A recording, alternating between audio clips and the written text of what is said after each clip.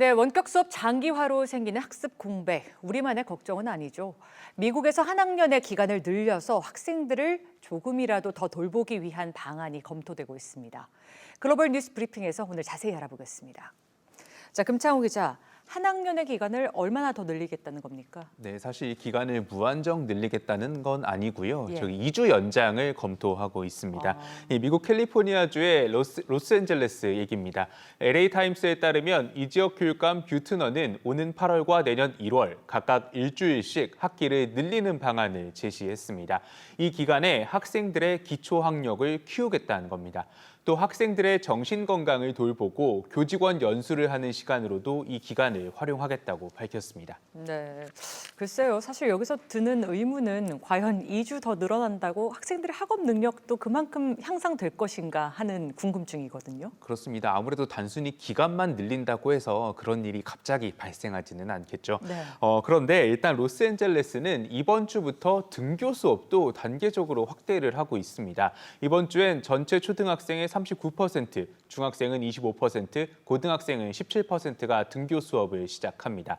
여기에 맞춰서 상담교사와 보조교사를 추가 지원하고 또 학급 규모를 줄이기 위해 교사 수를 늘리는 방안도 검토하고 있습니다. 이런 인력 지원을 위해 50억 달러 이상, 우리 돈으로 5조 6천억 원이 넘게 예산도 준비하고 있습니다. 이 뷰트너 교육감은 이런 지원 방안들을 현지 시간으로 오늘 최종 결정하겠다고 밝혔습니다. 네, 궁극적으로는 대면 수업을 더 늘리겠다 이런 얘기네요. 자, 코로나 기간 청소년에 대한 이야기 한번 더 살펴보겠습니다. 부모가 자녀와 대화할 때 특별히 주의해야 할 점들이 있다고요? 네, 그렇습니다. 뉴욕타임스에 따르면 코로나19 기간에 대해서 너무 부정적으로 얘기하는 건 좋지 않다는 그 연구가 나왔습니다. 네. 이 지난해 학생들은 학교도 제대로 가지 못하고 또 친구들과 밖에서 자주 어울리지도 못했죠. 이 자연히 자녀가 이전보다 더 많이 SNS나 게임을 하면서 걱정하는 부모도 많아졌을 겁니다. 실제로 청소년의 정신 건강이 나빠졌다는 조사도 있는데요. 미국 질병통제예방센터가 지난 10대 청소년들의 정신 건강을 살펴봤더니 1년 사이 이 문제로 응급실을 방문한 청소년들은 31%나 늘었습니다. 하지만 전문가들은 이럴수록 부모가 상황을 긍정적으로 봐야 한다고 조언합니다. 청소년기에는 정서적인 경험이 아무래도 중요한데 부모가 지난해를 부정적으로 묘사하면 이 정서적인 영향에 좋지 않다는 겁니다. 이들은 청소년에게 주어진 상황에 좀 적응하고 회복할 수 있는 능력이 있다면서 오히려 코로나19 시기를 자녀들의 적응력을 높이는 기회로 인식해야 한다고 설명합니다. 특히 우리가 흔히 쓰는 표현이죠. 이 잃어버린 1년이란 말을 쓰지 말자고 전문가들은 조언했습니다. 네, 회복 탄성력을 위해서라도 부모가 좀 부정적인 언어는 자제하는 게 좋다.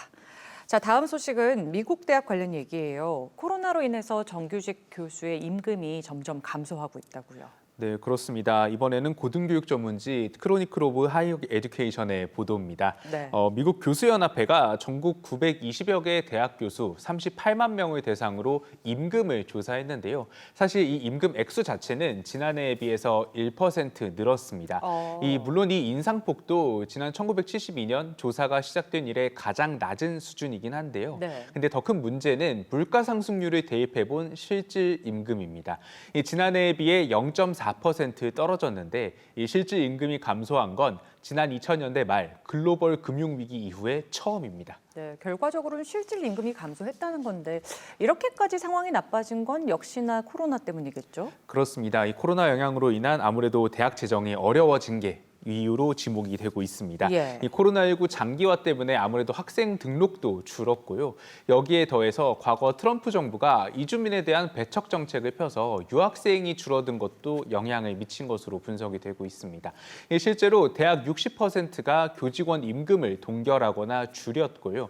10곳 가운데 한 곳은 일부 교직원을 해고하기도 했습니다.